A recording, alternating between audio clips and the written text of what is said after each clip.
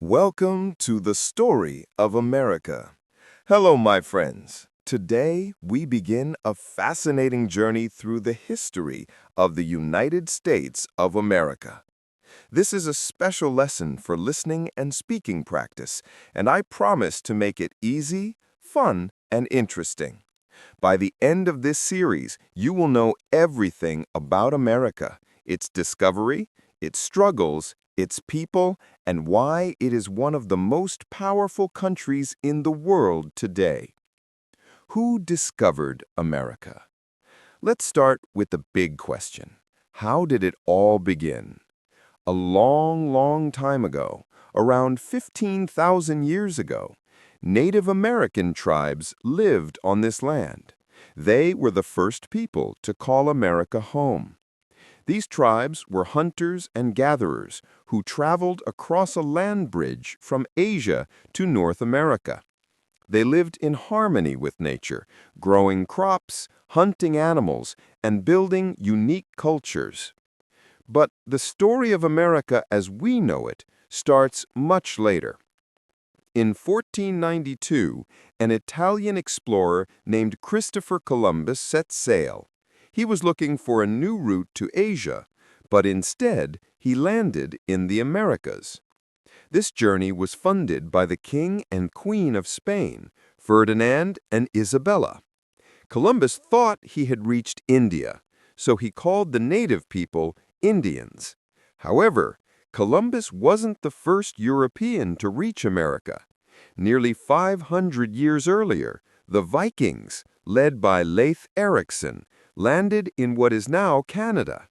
But their settlements didn't last long, so Columbus is often credited with discovering America because his journey brought European attention to the continent. The European Rush. After Columbus, more explorers came from Europe. Spain, France, England, and other countries sent ships to claim land in the New World. Spain focused on South and Central America, where they found gold and silver. England and France started building colonies in North America. These European settlers brought many changes to the land and its people. They introduced new foods, animals, and technology, but they also brought diseases, which sadly killed many Native Americans. This was the beginning of a very complex and painful relationship between the settlers and the native people. The first colonies. In 1607, England established its first permanent colony in America called Jamestown in Virginia. The settlers faced many problems, harsh winters, disease, and lack of food, but they survived. Soon, more colonies were formed, and people from Europe began moving to America for a better life. One of the most famous groups was the Pilgrims, who came to America in 1620 on a ship called the Mayflower. They were escaping religious persecution in England and wanted freedom to worship as they wished.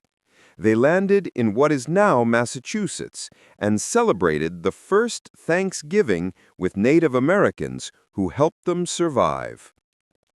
Why was America so important? By the 1700s, America became a land of opportunity. People came from all over Europe because they believed they could find freedom, land, and a new life here. But this new beginning wasn't easy. Different countries were fighting for control of America, especially England, France, and Spain. By the 1700s, there were 13 colonies along the east coast of what is now the United States. These colonies were divided into 3 regions. New England colonies, like Massachusetts and Connecticut, known for forests, fishing, and small farms. People here often worked together as communities. Middle colonies, like New York and Pennsylvania, known as the breadbasket because they grew lots of wheat and grain. There were many different cultures and religions here. Southern colonies, like Virginia and Georgia, these had large farms called plantations, where crops like tobacco, rice, and cotton were grown. Much of the hard work on these plantations was done by enslaved Africans, which was a tragic and cruel part of America's history. Life in the colonies wasn't easy. People had to build homes, grow their own food, and survive harsh winters. Families worked hard, and children often helped their parents on the farm. Schools were rare, and only a few children learned to read or write. But the colonies were also full of hope. People came here because they wanted religious freedom, land, and opportunities they didn't have in Europe. Some colonies, like Pennsylvania, were even founded as safe places for people of all religions. Conflict with Britain. Even though the colonies were in America, they were still ruled by Britain. The King of England, King George III, made the laws for the colonies, and the colonists had to pay high taxes to Britain. The colonists started to feel angry. They didn't have any say in the British government, so they said, "No taxation without representation." This means they didn't want to pay taxes unless they could have a voice in making the laws. One famous example of this anger was the Boston Tea Party in 1773. Colonists dressed up like Native Americans, snuck onto British ships, and threw boxes of tea into the water to protest a tax on tea. The road to independence. By the mid-1700s, the colonists were tired of being controlled by Britain. They wanted to be free to make their own laws and decisions. In 1775, a war began between the colonies and Britain. This was called the American Revolution. The colonists were led by brave leaders like George Washington, who became the commander of the American Army. Another important figure was Thomas Jefferson, who wrote a very famous document called the Declaration of Independence. This document, written on July 4, 1776, declared that the colonies were no longer part of Britain. It said that all people have the right to life, liberty, and the pursuit of happiness. This was a bold move because it meant the colonies were now at full war with one of the most powerful countries in the world. The war was tough. The British Army was big, well-trained, and had lots of weapons. The American colonists were farmers, shopkeepers, and regular people with little training. But they had something important, a strong belief in freedom. They received help from France, which provided soldiers, weapons, and ships. After years of fighting, the Americans finally won an important battle in Yorktown, Virginia in 1781. 2 years later, in 1783, Britain officially recognized the United States of America as an independent country. The United States is born. After the war, the leaders of the new country wrote the Constitution, which is a set of rules for how the country should work. They also elected George Washington as the first president of the United States in 1789. This was the beginning of a new country built on the ideas of freedom, equality, and democracy. However, these ideas didn't apply to everyone at the time. Enslaved people, women, and Native Americans were not treated equally, and it would take many years of struggle to make progress toward true equality. The expansion of the United States. After the War of Independence, the United States was still small, made up of just 13 states along the East Coast. But Americans had big dreams. They wanted to expand westward. In 1803, something extraordinary happened. President Thomas Jefferson bought a huge piece of land from France. This was called the Louisiana Purchase, and it doubled the size of the United States. This land stretched from the Mississippi River to the Rocky Mountains. To learn more about this new land, Jefferson sent 2 explorers, Lewis and Clark on a journey. With the help of a Native American woman named Sacagawea, they traveled across rivers, mountains, and plains, mapping the land. The push westward, or manifest destiny. The idea of moving west became known as manifest destiny.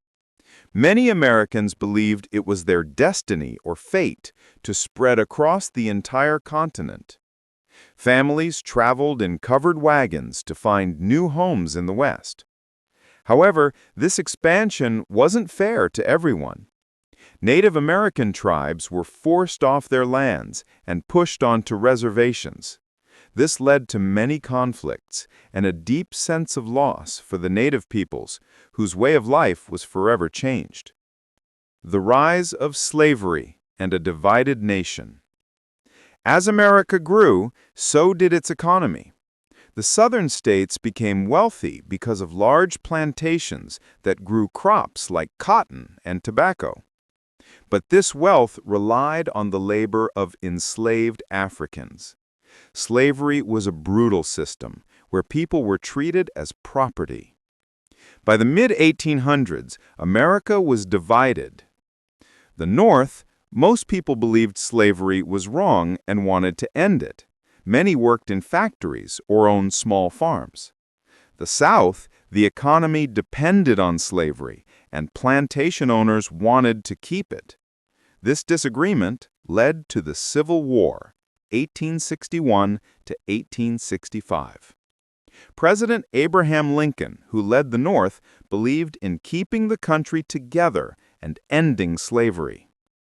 The Civil War was one of the darkest times in American history. It caused immense suffering. But in 1863, Lincoln issued the Emancipation Proclamation, declaring that all enslaved people in Confederate states were free. In 1865, the North won the war.